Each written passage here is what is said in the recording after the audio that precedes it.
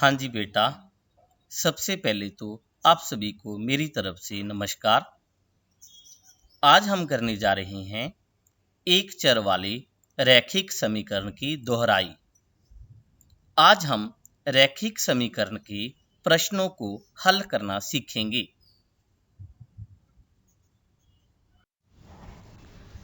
जैसे आपको पहला प्रश्न स्क्रीन पर दिख रहा है, हल कीजिए 5x + 9 बराबर में 5 + 3x। इसको हम हल कैसे करेंगे देखते हैं। हल 5x + 9 बराबर में 5 + 3x, ये स्टेटमेंट हमें दी गई है। इसमें से x का ऐसा मान निकालना चाहते हैं हम जिसके ये समीकरण संतुष्ट हो जाए। तो सबसे पहले हम क्या करते हैं, 5x + 9 - 3x बराबर में 5 + 3x - 3x। मैंने क्या किया, मैंने दोनों तरफ से इस 3x को क्या कर दिया बेटा, माइनस कर दिया। अब आप सोचोगे कि मेरे दिमाग में कैसे आएगा कि इस 3x को माइनस करना है।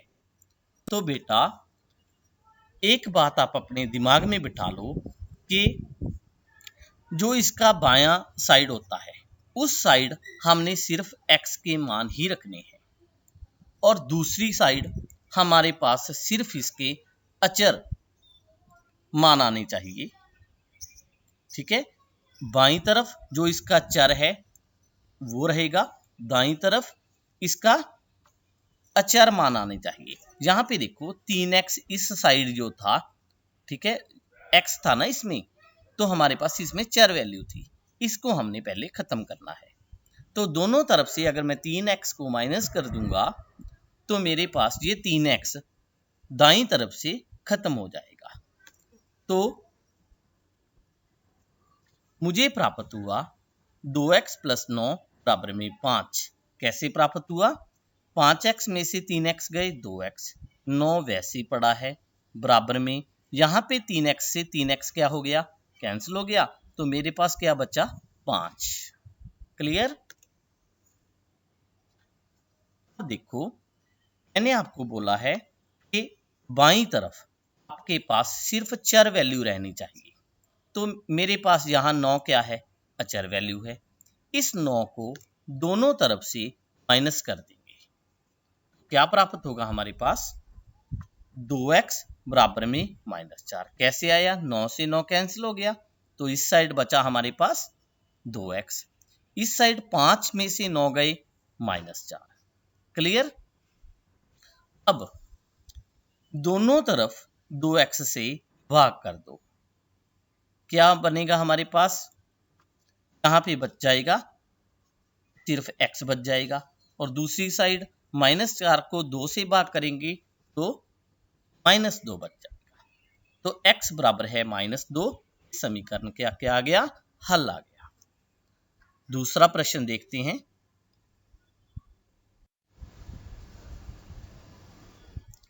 किसी संख्या के 8 गुने में से 14 घटाने पर 42 प्राप्त होता है, संख्या ज्ञात करें। इसको कैसे हल करेंगे। हल बेटा, जो भी संख्या आपको ज्ञात करने के लिए कही जाए, पहले आप उसका मान कोई भी चर वैल्यू मान लो, माना वह संख्या x है। हमें दिया गया है संख्या का 8 गुना, तो 8 से गुना कर दो इसको, 8x प्राप्त हो गया।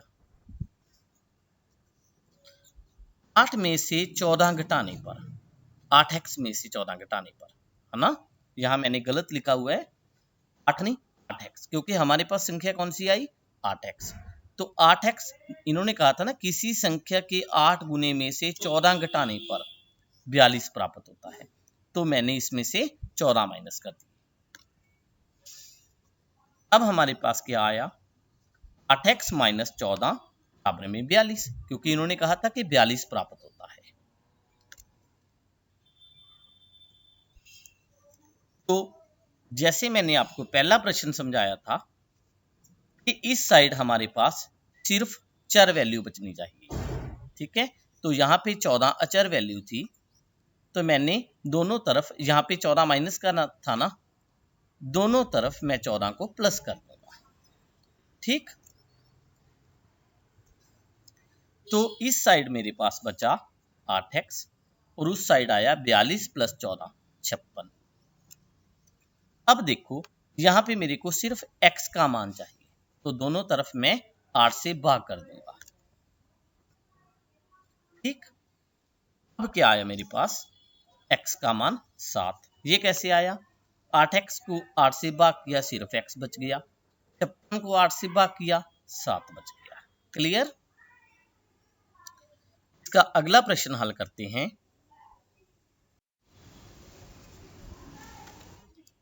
राम और श्याम के घर के बीच की दूरी 35 किलोमीटर है।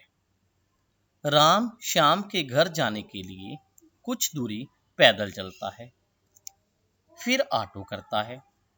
ऑटो वाला राम से 30 किलोमीटर के पैसे लेता है। बताओ राम ने कितनी दूरी पैदल तय की। बेटा इस प्रश्न को हल करने के लिए सबसे पहले हम इसकी जो डायग्राम है उसको देखते हैं। ये देखो, राम ने कुछ दूरी पैदल तय की, ए से लेकर बी तक, फिर बी से लेकर सी तक उसने 30 किलोमीटर ऑटो द्वारा तय की। हमने ये पता करना है कि उसने पैदल कितनी दूरी तय की, जबकि टोटल उसकी दूरी 35 किलोमीटर बनती है। ठीक है, तो कैसे हल करेंगे इस प्रश्न को। माना राम ने पैदल दूरी x किलोमीटर तय की। ठीक है, मैंने पहले भी आपको बताया था कि जितने किलोमीटर की दूरी होती है या जितना जो भी आंसर आपने निकालना है उसको आप कोई भी चर वैल्यू मान लो। ऑटो द्वारा तय कितनी दूरी की गई है उसके द्वारा, 30 किलोमीटर। अब कुल दूरी कितनी थी, 35 किलोमीटर। तो फिर क्या हुआ, इन दोनों दूरियों का योग पैदल वाली और ऑटो वाली कितना किलोमीटर आएगा, 35 किलोमीटर, है ना। कुल दूरी 35 किलोमीटर थी। इसको हल कैसे करेंगे, दोनों तरफ से 30 को माइनस कर देंगे, तो x का मान 5 आ गया। इसलिए राम ने पैदल तय की गई दूरी कितनी हो गई बेटा, 5 किलोमीटर। क्लियर। अगला प्रश्न देखते हैं।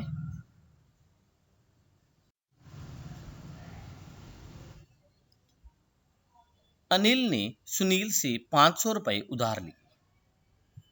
सुनील ने अनिल को 2 100 रुपए के नोट तथा बाकी 20 रुपए के नोट दिए। अनिल ने 20 रुपए के कितने नोट प्राप्त किए। देखो बेटा, इस प्रश्न को हल करने के लिए हम इसकी डायग्राम देखते हैं। डायग्राम में क्या है, 100 रुपए के 2 नोट। ओके, फिर कुछ नोट 20 रुपए के हैं। अब 20 रुपए वाले कितने नोट हैं ये हमें नहीं पता, तो इसको हमने पता करना है, ये हमारा प्रश्न है। कुल रुपए कितने हैं, 500 रुपए हैं। तो कैसे हल करेंगे इसको। माना अनिल ने 20 रुपए के x नोट प्राप्त किए, तब 20 रुपए के नोटों में कुल राशि कितनी होगी बेटा, 20x। क्यों, क्योंकि जितने नोट होते हैं उसको उसके नोट के मान से गुना कर दो तो आपके पास कुल राशि हो जाएगी। ठीक है, जैसे मान लो 10 रुपए के आपके पास 5 नोट हैं, तो कितने हो गए, 10 गुना 5 50 हो गए। इसी तरह 20 रुपए के कितने नोट थे, x, कुल राशि कितनी होगी फिर 20x। क्लियर।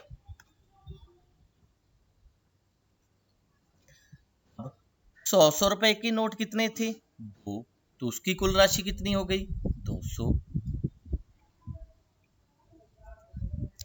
हमारे पास इसकी स्टेटमेंट गणितीय भाषा में क्या बन जाएगी, 20x पहली राशि थी, 20-20 रुपए की नोट, और 200 दूसरी राशि है, 100-100 वाली। टोटल इनका योग करेंगे तो कितना प्राप्त होगा? 500, क्योंकि उसके कुल रुपए कितने थे? 500 रुपए थे। अब इसको हल करेंगे, 200 दोनों तरफ से माइनस कर दो, इस साइड 20x बच गया, दूसरी साइड 500 माइनस 200 बच गया। हमें प्राप्त हुआ 20x बराबर में 300। अब x का मान ज्ञात करना था, दोनों तरफ 20 से भाग कर दो, तो x का मान कितना आ जाएगा? 15। इसलिए अनिल ने 20-20 रुपए के 15 नोट प्राप्त किए। अगला प्रश्न देखते हैं। अनीता के पास आमों की 5 पेटियां हैं। सभी पेटियों में आमों की संख्या समान है तथा उसके पास 10 अतिरिक्त आम हैं। उसने ये सभी आम अपनी कक्षा के विद्यार्थियों में बांट दिए। प्रत्येक विद्यार्थी को 3-3 आम मिले तथा कक्षा के 50 विद्यार्थी थे। तो बताओ प्रत्येक पेटी में से कितने आम निकले? डायग्राम देखो बेटा, अनीता के पास आमों की कितनी पेटियां थी? 5। इसको हल करते हैं। माना प्रत्येक पेटी में आमों की संख्या कितनी है? x। तो 5 पेटियों में कितने आम हो गए? 5x। वही नोटों वाला क्वेश्चन हमने किया था, उसी तर्ज पर। अतिरिक्त आम कितने बचे उसके पास? 10। तो कुल आम कितने हो गए बेटा? 5x plus 10। कुल विद्यार्थी कितने हैं? 50। प्रत्येक विद्यार्थी को कितने आम मिले? 3। तो बांटे गए कितने आम ने टोटल? 50 गुना में 30 बराबर में 150। ठीक है, अब देखो यहां पे भी हमारे पास कुल आम आ गए थे, यहां पे भी कुल आम आ गए। इन दोनों को हम क्या रख लेंगे? बराबर। ठीक, इसको हम हल करेंगे पहले की तरह, दोनों तरफ से 10 को माइनस कर देंगे। ओके, 5x बराबर में 150 माइनस 10, तो 5x बराबर में 140। इस साइड हमें x का मान चाहिए था, तो दोनों तरफ 5 से भाग कर दिया, तो जहां पे हमारे पास क्या बचा? सिर्फ x, और उस साइड 140 बटा में 5। तो हमारा आंसर कितना आया? 28। इसलिए प्रत्येक पेटी में आमों की संख्या 20 नहीं 28 थी। यहां पे भी मैंने सॉरी बाय मिस्टेक गलत लिख दिया, तो आमों की संख्या कितनी आ गई? 28 आ गई।